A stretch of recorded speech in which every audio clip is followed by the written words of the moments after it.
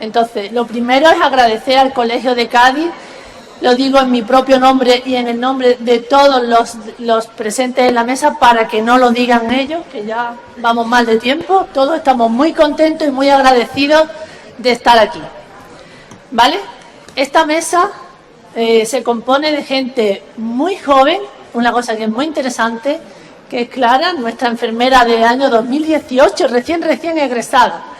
Gente con mucha trayectoria profesional, como son este pico de la mesa, muy viajados, algunos también, que han ido a Burkina Faso y cosas que nos van a contar muy interesantes. Juan Carlos, que todo el mundo lo conoce, que lleva muchísimos años en la formación continuada en la universidad. Yo, que estoy casi a punto de jubilarme. Y estas dos chicas que están empezando ahora a tener la experiencia de contar lo que hacen. Y esto es una mesa muy interesante. Nuestra compañera Clara va presentando su TFG, que ha sido premiado con una matrícula de honor. Ella está muy contenta, ha hecho una investigación que nos debería de interesar mucho a las enfermeras que estamos queriendo investigar y a las que investigan, porque ella ha hecho un trabajo de investigación sobre la utilización de la metodología enfermera y los lenguajes que supone que tenemos que utilizar las enfermeras. Y a ver qué habrá encontrado. ¿Qué ha encontrado, Clara? A ver, Clara, al minuto te aviso, ¿eh? Al minuto, cuando te falte un minuto te aviso. Vale. Bueno, voy a intentar darme prisa y reducir el tema lo más posible, ¿vale? Como bien me ha presentado nuestra compañera, nuestra moderadora de mesa, Rosa Pérez, soy Clara Rivas. Hace poquito que terminé la carrera y he venido y me han dado la oportunidad al Colegio de Enfermería, al que tengo que agradecérselo, por poder enseñar mi trabajo de fin de grado, que le puse mucho empeño y la verdad estoy muy orgullosa de él. Y así que os voy a presentar la utilización de la metodología enfermera y los lenguajes estandarizados en las publicaciones españolas, más concretamente de entre los años 2013 al 2017, ¿vale? Para introducir un poco el tema, pues sabemos que la enfermería ha variado muchísimo a lo largo de los años, entrando en la comunidad universitaria en el 1977 y pasando de diplomatura de 3 años a grado de 4 hace relativamente poco, en el año 2010-2011. En cuanto a la introducción del lenguaje estandarizado en la enfermería, pues comenzaron en el 1973 la primera Conferencia Nacional sobre la Clasificación de los Diagnósticos de Enfermería, creándose posteriormente la primera edición del NAMDA en el 1982, y que todos supongo que conoceremos, y posteriormente la NOC y la NIC en el 1991 y 92. Por una parte importante que podemos considerar importante de los lenguajes estandarizados es que se ven reflejados en nuestra legislación, que específicamente tenemos que utilizar la taxonomía NAMDA, NOC y NIC, aprobado en el artículo 3 del Real Decreto 1093-2010, por el que se aprueba el conjunto mínimo de datos clínicos en el Sistema Nacional de Salud. ¿Por qué decidimos realizar este trabajo? Pues a lo largo de las prácticas clínicas que he tenido, pues la mayoría de la gente no le da mucha importancia a la hora de hacer el plan de cuidado, lo veis más como un estorbo, como una carga de trabajo, ya que tenemos mucho trabajo que hacer y preferimos la carga asistencial que la informatizada. Entonces, queríamos hacer ver un poco la importancia de la metodología enfermera y los lenguajes estandarizados,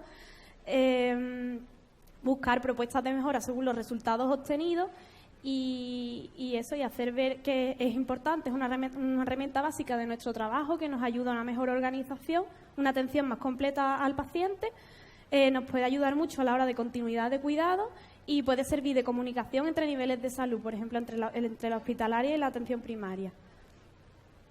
Por lo que el objetivo general pues fue que fue analizar estos factores dentro de la bibliografía española más importante. Para ello, pues se seleccionaron 3 revistas que fueron Índice de Enfermería, Enfermería Global y Enfermería Clínica, según un proceso de selección en el que no me voy a entretener mucho en contaros porque es un poquillo largo. Y se cogieron todos los artículos originales y de investigación primaria de entre los años 2013 a 2017, que dieron un total de 420 artículos.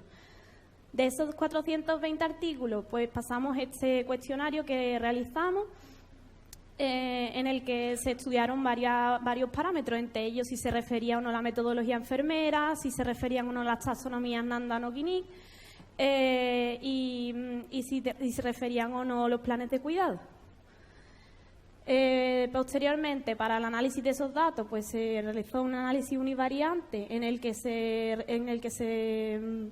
recogieron se estudiaron las frecuencias de las variables recogidas, y posteriormente uno bivariante en el que seleccionamos los ítems más importantes que consideramos para nuestro trabajo y los analizamos por revista y por año.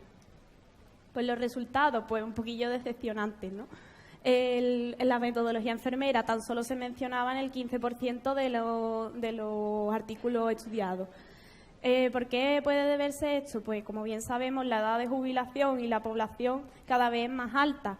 Muchas de las enfermeras de hoy en día no conocen o tienen miedo a conocer los nuevos métodos, porque ellas han empezado a trabajar de una manera, llevan muchos años trabajando de esa manera y a lo mejor no tienen miedo a lo desconocido, o ya que quedan pocos años para jubilarse, pues no van a cambiar su forma de trabajar. Entonces, achacamos que debido a esto y a que se forma especialmente a las nuevas generaciones en esto, que también sé que hay muchos profesionales de enfermería que se han dedicado a formarse en esto, pero por lo que he podido ver en la experiencia, pues he llegado a esa conclusión.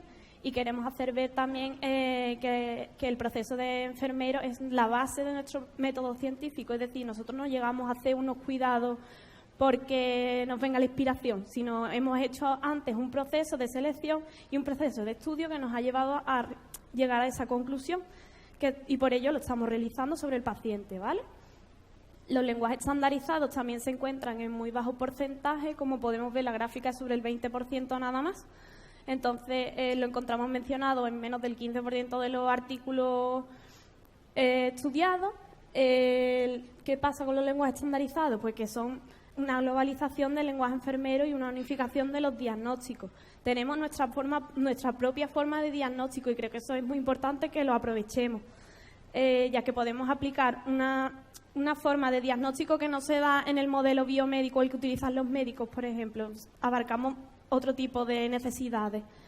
Puede ser la base de la comunicación entre niveles de atención de enfermería. Tenemos un propio lenguaje, un propio idioma que debemos de utilizar, y podemos utilizarlos también con los objetivos, ir evaluando qué es lo que funciona y qué es lo que no, y ir variándolo según las necesidades del paciente, también, porque ellas también varían, no son estáticas.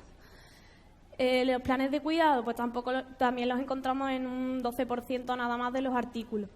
La mayoría son planes de cuidado de casos concretos, no hay ninguno específico estandarizado, así como datos. En los planes de cuidado pues nos facilitan muchísimo la organización del trabajo. Puede ser un registro continuo de la evolución del usuario o del paciente, como bien he dicho antes, y por lo tanto es una parte muy importante del proceso de atención de enfermería, ya que nos ayuda a organizar nuestro trabajo y a verlo reflejado delante nuestro. Clara, un minuto. Vale, espérate, esta me la voy a pasar. Bueno, estos datos sí, es que son datos que se pueden dejar más de lado. Si luego os interesa, pues me lo decís o lo dejo, ¿vale? Una parte importante de la atención al paciente, yo creo que es verlo como un ser holístico, como un ser biopsicosocial. Y este dato sí me gustaría enseñároslo, porque es un poquito más esperanzador con respecto al resto que encontramos, ya que se encuentra en más de la mitad de los artículos mencionados. O sea, se ve al paciente como lo que es, como no simplemente como un ente físico con reacciones fisiológicas desajustadas, sino como un ser biopsicosocial, ¿vale? Luego dejaros esto por aquí, que son los parámetros más importantes a lo largo de los años. Extrañamente podemos encontrar un pico en el 2013, que es el primero de los años estudiados, y luego un descenso grande en el 2014 y más o menos una continuidad hasta el 2017. Nos pareció extraño porque debería de ir metiéndose con las nuevas generaciones en en la población enfermera y debería de ir cogiendo más importancia, sobre todo en las publicaciones de investigación, ya que son las personas que publican, pues son las que más saben de toda la enfermería. Por lo tanto, las conclusiones, pues lo que ya os he comentado, no se utiliza, según lo encontrado en las publicaciones de investigación, no se utiliza la metodología enfermera ni los lenguajes estandarizados apenas, o en muy bajo porcentaje. Hacemos poca mención al NANDA, al NOC y el ANI, y encontramos poca presencia de los planes de cuidado. Le damos mucha importancia a la intervención y no al resto del proceso de atención de enfermería. Existe una baja participación interdisciplinar e intersectorial y sí tenemos que seguir dando la importancia a esa atención holística o a ver al paciente como un ser biopsicosocial. Por último, pues dejar aquí, pues debido a los datos encontrados, ¿cómo podemos mejorar?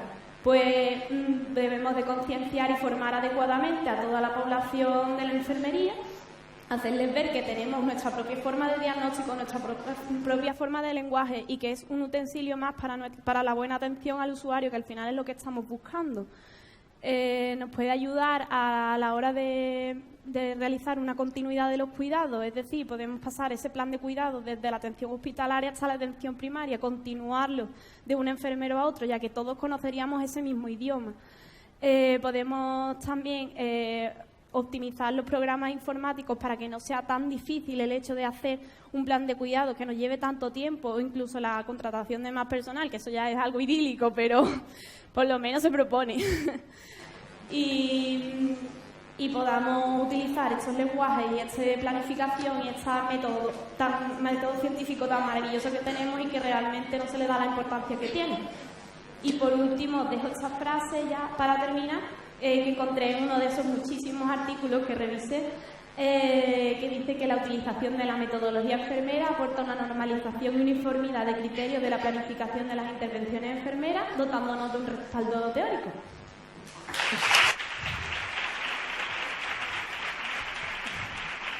Gracias. Dotándonos de un respaldo teórico.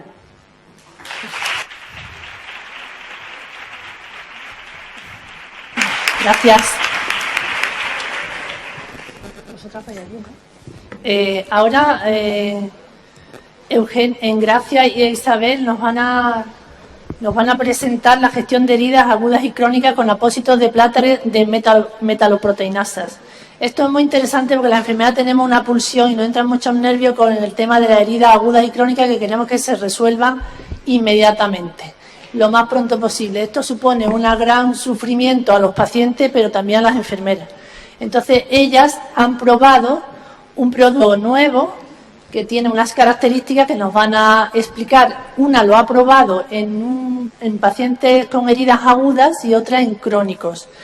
Ellas dos trabajan ahora mismo en atención primaria en el Centro de Salud de Mentidero. ¿Vale? Hola, buenas tardes. Pues yo, desobedeciendo un poquito la cosa, quiero agradecer, que nos hacía ilusión agradecer al colegio por la preparación de la jornada, a Carmen por la ilusión que nos ha puesto y nos ha inculcado para hacer la preparación, y nada, y a Rosa por la presentación. Presentamos la gestión de heridas agudas, crónicas y mediante apósitos de plata e inhibidores de la metaloproteinasa en Vigo, y entonces os contamos más o menos cómo lo hicimos. En primer lugar, bueno, ya sabemos que cuando se produce una herida se generan una serie de complejos fenómenos bioquímicos para que arreglar el daño. Estos procesos son moleculares y celulares y ocurren casi todos al mismo tiempo. Se tienen que dividir para su estudio en fase inflamatoria, fase proliferativa y fase de remodelación. En un proceso normal de cicatrización, lo normal es que ocurra que las proteínasas o proteasas se pueden llamar de diferentes formas. En este caso, la metaloproteinasa de la matriz de la herida descomponen las proteínas dañadas de la matriz extracelular y la materia extraña que en ella se encuentra para poder producir el nuevo tejido sano y que la herida se cierre de forma ordenada. Las metaloproteinasas aumentan rápidamente, alcanzándose un punto máximo al cabo de unos 3 días y comienzan a descender hasta el 5.º día para empezar la siguiente fase. Se considera que una herida se cronifica cuando no se ha culminado el proceso de cierre, no se ha cicatrizado, en un periodo máximo de 6 semanas, unos de 14 a 21 días. Entonces, estas heridas que no cierran, se ha comprobado que en estas heridas que no se cierran, las metaloproteinasas alcanzan unos niveles muy altos en el lecho de la herida y que lo hacen durante mucho tiempo, junto con el periodo de inflamación, alargando el periodo de inflamación. El resultado, se ha comprobado el resultado es un entorno muy destructivo, destruyendo el colágeno, las elastinas y los factores de crecimiento que ayudan a la cicatrización de las heridas. Bueno, cuando nos encontramos con esta situación, nos tenemos que hacerse preguntas: ¿cómo, cuándo y dónde? ¿Vale? ¿Cómo vamos a solucionar esta situación? Pues controlando el exceso de las metaloproteinasas. Lo hacemos mediante unos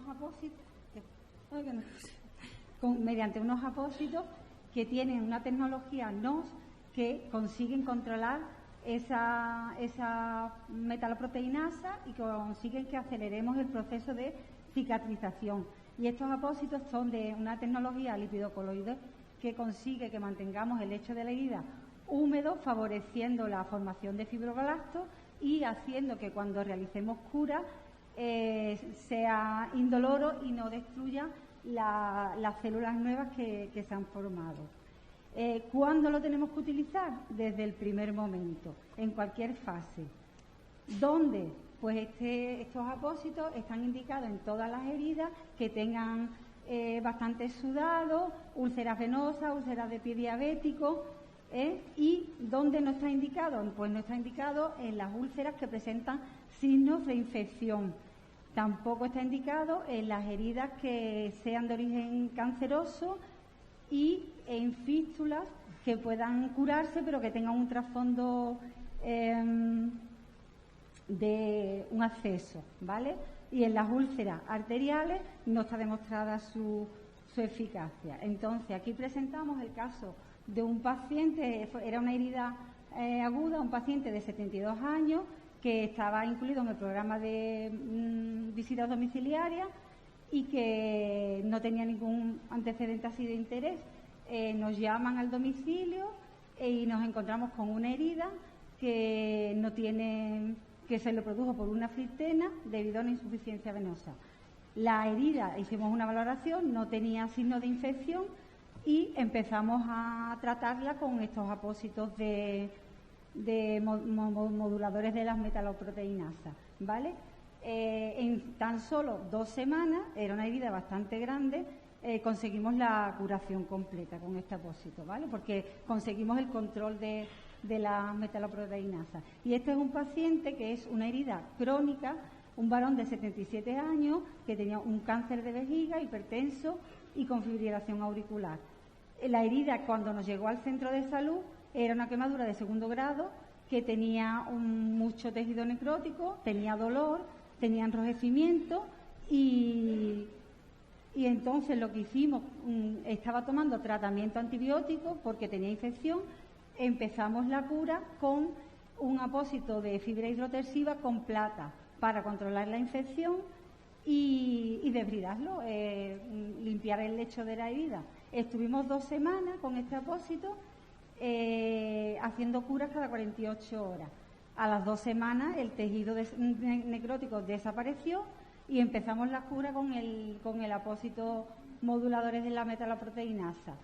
Estuvimos curándolo como 1 mes y medio con 2 curas diarias, a la semana, y vimos que había signos, se produjo una hipergranulación, lo que nos indicaba que volvía la infección.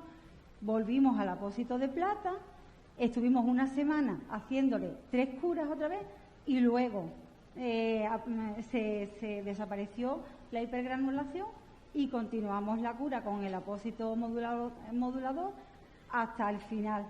Se curó en 4 meses, era una herida bastante grande también. Los resultados, pues, que bueno, ya los acabo de decir, que tras 2 meses en 4 meses conseguimos la cicatrización, que empezamos con apósito de plata debido a la infección y que el tejido de granulación ya se mantuvo hasta el final. Y ya por último, las conclusiones, que para conseguir una rápida cicatrización es importante controlar las metaloproteinasas, que lo conseguimos utilizando este apósito, que cuanto antes lo utilicemos mejor, y que hemos comprobado en nuestra práctica diaria, hemos comprobado que con este apósito hemos reducido el número de curas necesarias y el tiempo. Se ha reducido bastante el tiempo de cicatrización de las heridas. Ya está, gracias.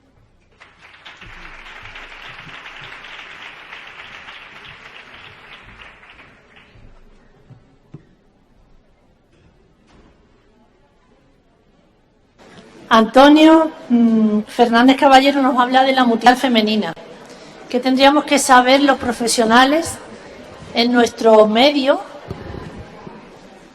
para ayudar a estas mujeres o prevenir que haya niñas que vayan a ser mutiladas, ¿vale? Antonio tiene una larga experiencia, él es matrona, trabaja en Algeciras y es profesor titular de la Facultad de Enfermería de Transculturalidad, Género y Salud. Ha tenido experiencia en cooperación en el Sahara, Burkina Faso, Mauritania y ahora está aquí pues ayudando también a estas mujeres a ver qué podemos aprender. Antes que hablar, no, por Dios, ponía asociado, solo asociado. Buenas tardes. Antes de comenzar, quería retomar de lo que hemos estado escuchando esta tarde. Hablaban de sinergias, hablaban de esfuerzos comunes y este artículo que ve la luz en junio de año es fruto de sinergia, de esfuerzo compartido y en esto pues quiero agradecer que en un momento determinado pues se cruzara Eduardo Sánchez en el camino de lo que fue un TFG.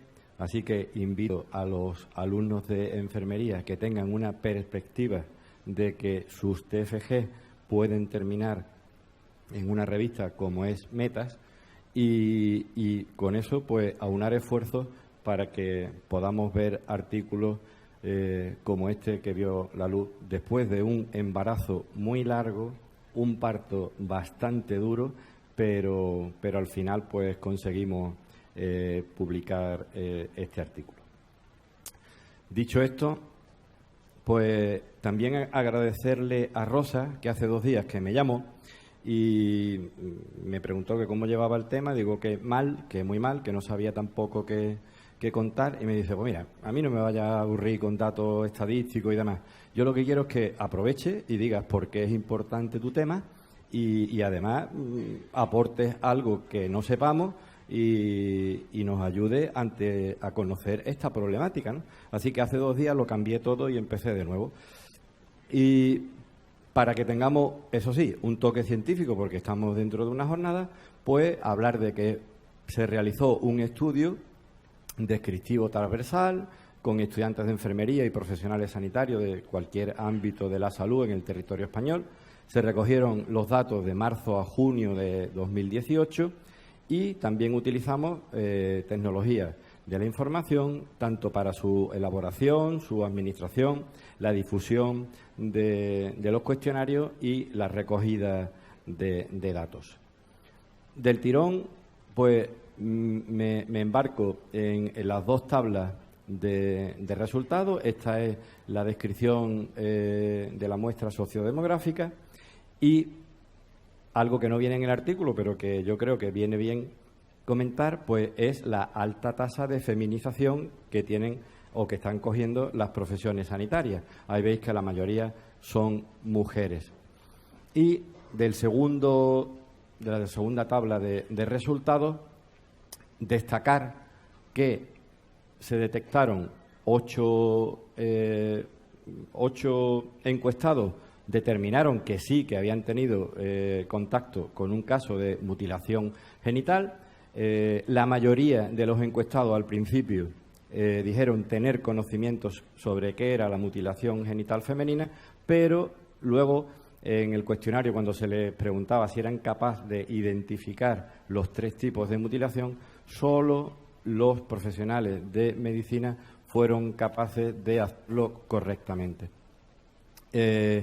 Todos, la mayoría, como veis, desconocen la existencia de protocolos. Luego aclararemos ese aspecto porque la verdad es que son muy abundantes.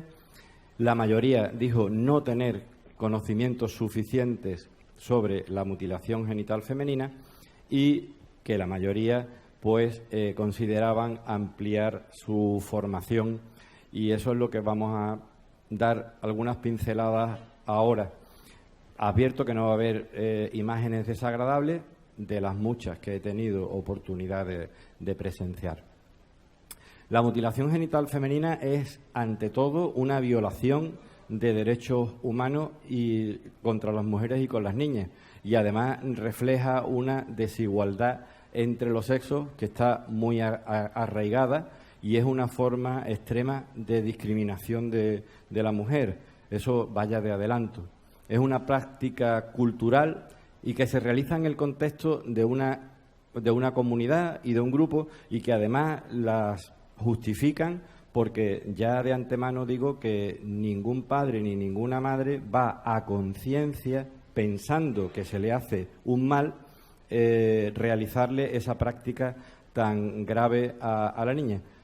Hay que ponerse en su piel, y desde ya os digo que el hombre blanco no va a solucionar este problema yendo a África con una bata blanca y distribuyendo conocimiento y sabiduría. Este problema acabará cuando las mujeres y los hombres africanos decidan que tienen que dejar de hacer esta barbaridad.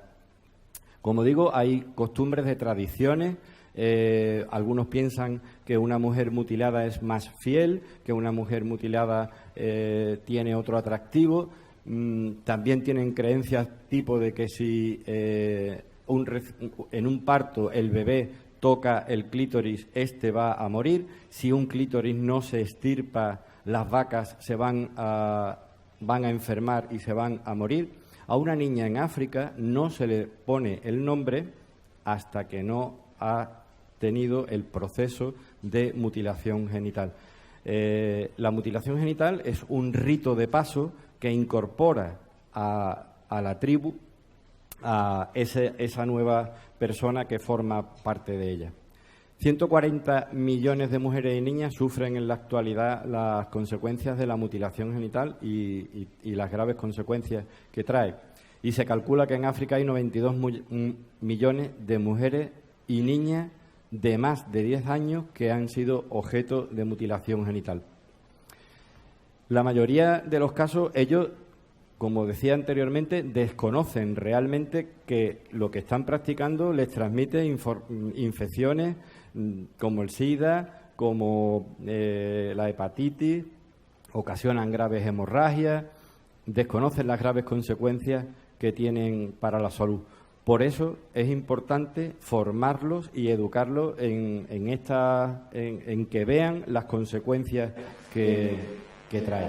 Antonio, ¿Me estoy pasando? minuto y medio te queda. Conclusiones. Estos dos mapas, uno es político, donde veis las fronteras que decidimos los europeos en la época colonialista, y sin embargo el de la izquierda representa cómo se realizan los tipos de mutilación por etnias, y es la idea principal que con esto quiero que os llevéis. Y es que la mutilación genital se realiza en un 98% en Djibouti, Egipto, Somalia, Guinea. En Níger apenas afecta un 2%, pero lo importante es que lo que determina si una región practica o no la mutilación es la etnia a la que se pertenece. Quiere decir con esto que no se puede acusar directamente a nadie por pertenecer a un determinado país si no somos capaces de determinar de qué etnia proviene. En Andalucía tenemos más de 7.000 mujeres subsaharianas que viven en Andalucía y que proceden de países donde la ablación es una práctica habitual, fundamentalmente en las provincias de Sevilla, Almería y Málaga. Las consecuencias para la salud, lo he dicho, a corto plazo, a medio plazo, son todas muy desagradables. Lesiones en los órganos y estructuras. La práctica varía entre niñas recién nacidas o mayores de 14 años. Y un aspecto que quiero también señalar, y es muy lamentable, es que la práctica de la mutilación se está cada vez más medicalizando. Quiere decir que se realizan en ambientes hospitalarios por profesionales sanitarios, médicos, cirujanos. Así se está realizando en Inglaterra, donde se han determinado ya varios casos de existencia. En Egipto es una práctica habitual que se operen, como en otros países, hacerse cirugía estética. Y, por supuesto, las complicaciones obstétricas y para el recién nacido en los partos pues son tremendas.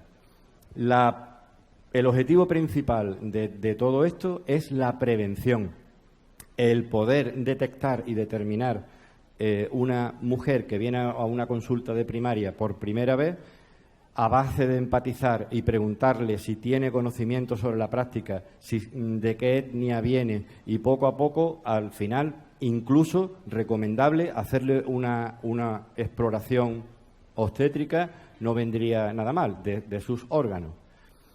Hay un compromiso de prevención de mutilación genital en caso de que los padres digan que van a ir de viaje a su lugar de procedencia, por el cual se compromete la familia que, previo hecho el reconocimiento de la niña tiene que volver a la consulta del pediatra en las mismas condiciones. ¡Socorro! Estas son las guías de que disponemos. Una en la Junta de Andalucía del año 2015, guías hay a punta pala, y siento el derecho. Muchas gracias.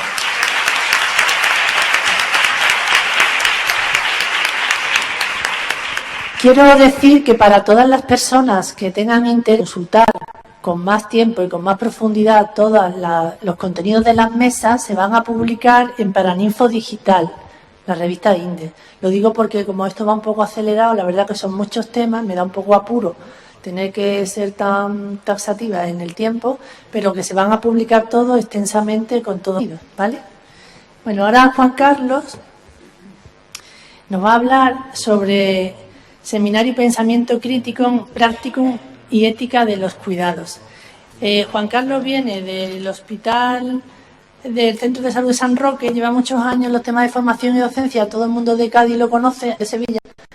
Y entonces me resultó muy interesante cuando leí su trabajo, porque yo he estado dando clases en Sevilla, seminarios de ética y gestión, y las dificultades que tienen los estudiantes para identificar los problemas éticos en la práctica clínica. Cuando Juan Carlos acabe de contárnoslo, no están las enfermeras que estamos en la asistencia, creo. Bueno, pues muchas gracias. Agradecido doblemente al Colegio de Enfermería por esta invitación, concretamente por el premio que nos dieron en la comunicación que fue presentada, como ahí veis, en el primer encuentro de tutores clínicos de grado de enfermería aquí en la provincia de Cádiz. ¿Vale? Bueno, el grupo lo formamos, como ahí veis, Rosa, que está aquí presente acompañándonos. También nos acompaña Inmaculada, que también está por ahí. Y, bueno, algunos compañeros más que no han podido venir. ¿De qué iba nuestro trabajo o en dónde se situaba? El trabajo que realizamos lo que buscaba un poquito es darle sentido a la incorporación de los tutores clínicos en la universidad. El espacio nuevo europeo en el que nos empezábamos a mover nos daba la opción de meternos a los profesionales clínicos dentro de la institución académica. Esa era una oportunidad que no podíamos perder, ni podíamos confundirnos. Desde un primer momento, los que tuvimos la suerte de poder liderar o estar presentes en ese momento, empezamos a incorporar, en la medida de nuestras posibilidades y de las posibilidades de los compañeros, al máximo de tutores clínicos en la propia institución, ¿vale? En la propia universidad, en la propia facultad.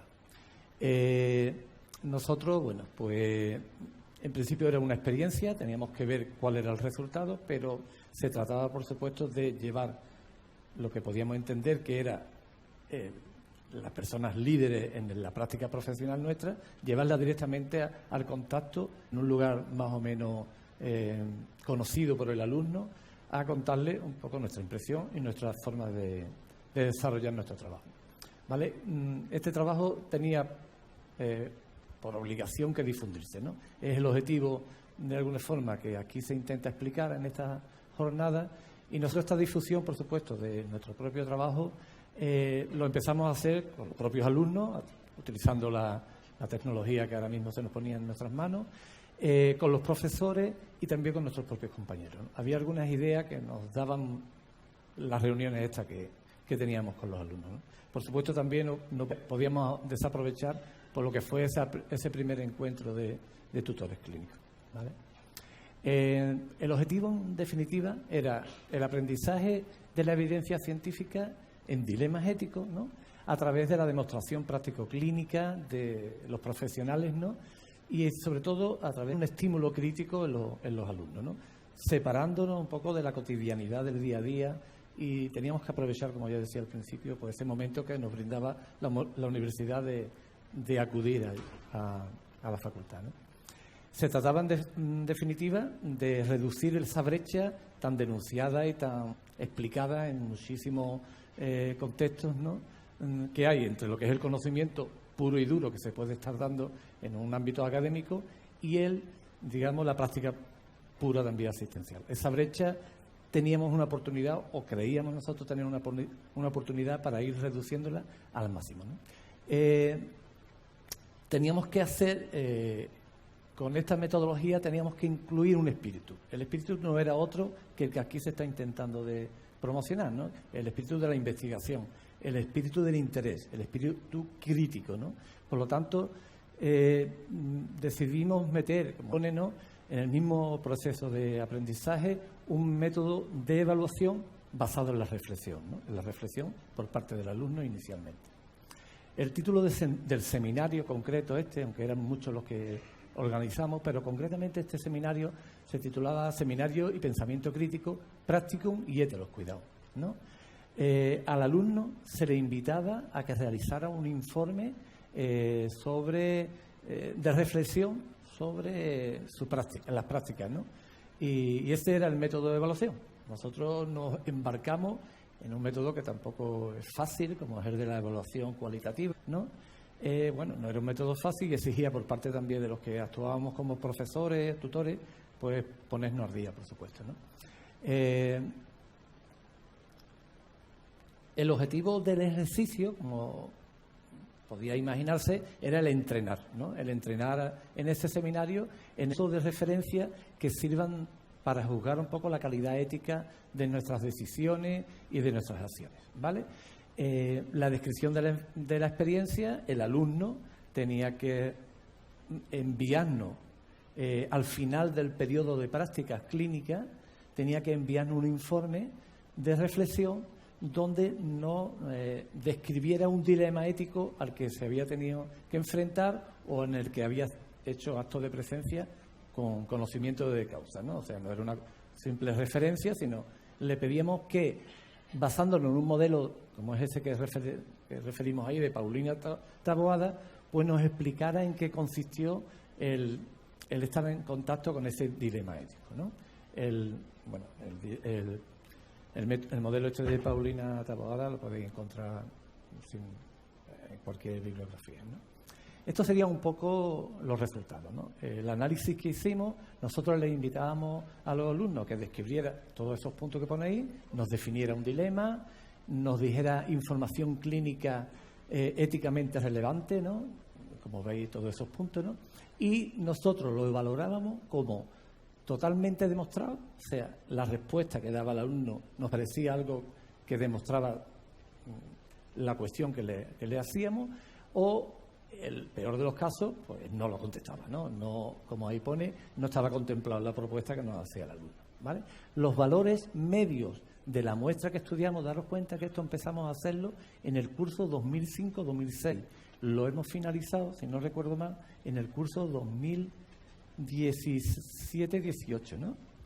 O sea que han sido muchos años, tenemos más de 500 dilemas éticos recogidos y bueno, pues la verdad que ha sido todo un privilegio. En muchos de los casos se puede hablar de dark nursing, ¿no? Bueno, pues los resultados son estos. Definen un poquito así, a golpe de página, dónde pueden estar un poco más las imprecisiones y dónde un poco el caballo de batalla de profesores y tutores, ¿no? La definición, la información clínica éticamente relevante, principios éticos involucrados, que puede, como ahí veis, pues quizás el que está más más favorable, ¿no? Y ya para terminar, pues bueno, nuestras conclusiones. Algunas de las conclusiones, concretamente las referidas al propio seminario. Hay muchísimas más conclusiones, muchísimas más campos de discusión que hemos encontrado sobre la marcha, como podéis imaginar después de tantos años, y en definitiva pues sería este, ¿no?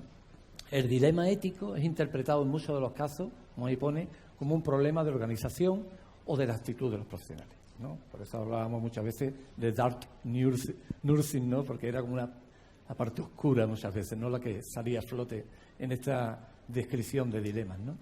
Muy importante también, esto lo veíamos como relevante al máximo, la información ética relevante está referida mayoritariamente a aspectos médico-clínicos. Es casi nula la realización de la valoración enfermera en el análisis de la situación, ¿no? Eso nos pareció de una responsabilidad, tanto como docente, tanto como clínicos, ¿no? O sea, qué estaban viendo de nosotros, ¿no?, cuando no usaban, o qué estábamos explicando nosotros cuando esta metodología era básica, ¿no?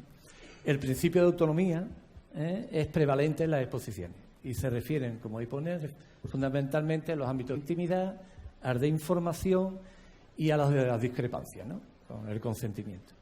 Y el último apartado que hemos querido ofrecer aquí hoy, bueno, pues que los apartados, como habéis visto que venían un poco reagrupados, los apartados de alternativa de acción, resolución de problemas, implementación, se expresan en la mayoría de los casos como un todo, ¿no? Nosotros así un poco entre nosotros decíamos que llegaban agotados al final del ejercicio. Decían el dilema, decían los aspectos clínicos, decían el principio y ya las últimas 3 preguntas no podían más. Entonces se rendían y la mayoría de las veces resumían los 3 en uno. Y nada más, esto es lo que tenemos. ¿Vale?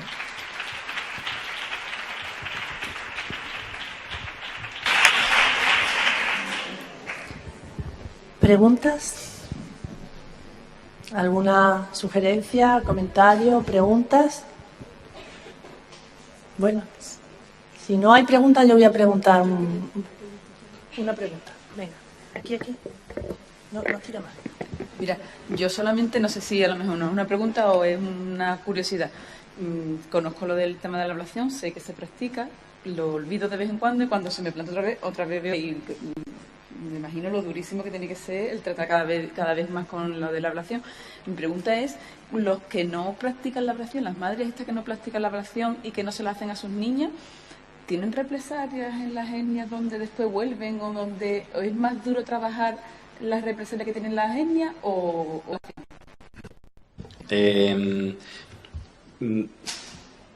cuando en una tribu practica y quiere salirse y demás, evidentemente hay represalias, ¿no? Vamos, represalias del tipo no te aceptamos, del tipo aquí no queremos saber nada contigo, hay un aislamiento, ¿no? Claro, entonces hay un conflicto. Muchos de los proyectos que se están realizando en África de intervención y que van teniendo resultados muy poco a poco, los datos que hay es que en cierto modo la práctica se va reduciendo, pero por otro lado se está manteniendo porque las quieren seguir manteniéndolo. En otros países, sorprendentemente, algunos que podríamos considerar modernizados. Yo siempre pongo el mismo ejemplo. Egipto, tasa de mutilación, 99%. La mayoría en ámbito medicalizado. Aquí lo que se está tratando es, porque hay dentro de las consecuencias psicológicas muy importantes, están esas niñas y esas mujeres que, habiendo sido mutiladas, llegan a Europa y se comparan con sus amigas, con las de otras mujeres, y no entienden que no se le haya hecho a ellas, porque a ellas sí y ellos no. Y entonces es cuando salen de esa aberración que ellos consideran normal. Lo que se está luchando es por hacer una incorporación, un alternativo. Es decir, una fiesta sin corte, una aceptación sin sangre, pero todo, claro, pero que eso lo hace la población al unísono. Todos aceptan esa normativa, ¿no? Venga, vamos a dejar de hacerlo, vamos a hacer una... Porque a las niñas y no tan niñas le hacen una fiesta, le dicen que hoy lo van a pasar estupendamente, le hacen regalos, las visten, pero ahora podemos celebrar la primera comunión, vamos, pero que es un rito iniciático también, ¿no? Bueno, yo solo decirle a Clara una cosa y efectivamente parece que hay un documento oficial que está en el BOE, donde una ley que ampara que las enfermeras tienen un lenguaje. Si no tuviéramos este lenguaje, estaríamos llorando por los rincones. Las enfermeras, que somos políglotas, profesionales que entendemos el idioma de los pacientes, el idioma de los médicos, y tenemos un idioma propio, no queremos hablarlo. ¿Esto qué pasa? Clara, ¿tú cómo lo ves? Tú lo utilizarás siempre ya, ¿no? Después de este estudio, usted tendrá que comprometer aquí, que por lo menos... Y nos gusta estar con los pacientes, pero yo soy una enfermera que le gusta mucho la relación interpersonal, el hecho de charlar, de estar ahí, de preguntar y tal, el hecho de llevar un registro, de llevar una organización, de llevar utilizar un plan de cuidado, que tú vayas viendo lo que funciona, lo que no, cómo van variando las necesidades de ese paciente, cómo van actuando los cuidados que tú le aplicas. Pues yo creo que es algo importante eso a la hora de la organización y tal. Vale, creo que tenemos ya una defensora firme que va a seguir adelante. Otra pregunta solo a las compañeras de la metalocosa esta. ¿El tratamiento alternativo cuánto cuesta? Bueno, es que yo como esto lo entiendo. El tratamiento alternativo, es que esto como es nuevo, no sé si es caro o barato, no tengo ni idea. Entonces, ¿el tratamiento alternativo cuánto hubiera costado? Porque estamos, recuerdo, en todos los recursos son escasos. El tiempo de las enfermeras, los métodos, todo. Aquí todo es escaso. Entonces, ¿esto cuánto cuesta? Pues si este apósito no hubiera existido, el que usábamos hasta este momento era uno de hidrotersivas con plata, o el anterior, que es uno con hidrotersivas. Los precios, el nuevo, la misma característica, 15 por 15, 3 unidades, 26 euros. Los dos anteriores, 1,32, la misma característica, 15 por 15, 23 unidades, y el otro 28, más o menos. Y número de curas mucho menor, menor sufrimiento del paciente, con lo cual... Curas, sobre todo, mucho menor. Está avalado por la NICE, está hecho un estudio con dinero, con precios puestos y con lo que se ahorran en la sanidad inglesa. Está demostrado, está en la NICE y está avalado como apósito de elección. Vale, apósito de elección. Juan Carlos, ya nos vamos todos. Yo quiero, Juan Carlos, que tú nos digas qué tenemos que hacer las enfermeras para tener un discurso basado en la bioética. Es decir, los principios de la ética nos defenderían de muchas circunstancias muy difíciles que viven las enfermeras. Pues, por ejemplo, cuando una enfermera va a una unidad de 4, 5 o 8 pacientes sin competencia. Si nosotros tuviéramos un discurso basado en los principios de la bioética, es decir, el tema de la no maleficencia, el tema del beneficio, tendríamos un discurso como más estructurado que nos serviría para que todo el mundo... Porque es que las enfermeras siempre, como son muchas, como vamos a poner más, porque para cubrir un puesto de enfermera necesitamos 5. Entonces, luce muy poco. Es lo que yo escucho, es lo que he escuchado durante muchos años, que luce muy poco el dinero que se invierte en las enfermeras porque para cubrir un puesto de trabajo necesitan 5, ¿no? Entonces, si nosotros tuviéramos un discurso más principios, ¿tú no crees que nos ayuda que los pacientes estuvieran mejor? Bueno, yo en definitiva en eso creo firmemente, no solamente en principios de la ética, sino en cualquier aspecto que corresponda a lo que es el liderazgo de enfermería. Es una solución que está planteada en muchos ámbitos. A la máxima posición, tú de eso entiendes. Estando donde puede situarse una enfermera, en posiciones relevantes, puede que los cambios se noten, ¿vale? En el día a día, si me estás preguntando en el día a día, pues sí, el trabajo del día a día, mira, como tutor clínico, un seminario abierto a repartir un poco más de teoría y nos interesaban las impresiones, nos interesaba el fomentar el pensamiento crítico Hay mucho camino que puedes aportar algo a la metodología, pero sobre todo yo creo, y creo que en eso hay acuerdo a nivel general, el liderazgo de la enfermería en aspectos de este tipo, ¿no? Como es el ético, de organización, de salud, de muchísimas cosas. Y la ética, por supuesto. Muchas gracias. Bueno, ¿alguna pregunta más? No, ¿no? Entonces nos vamos y me ha encantado esta mesa. Adiós.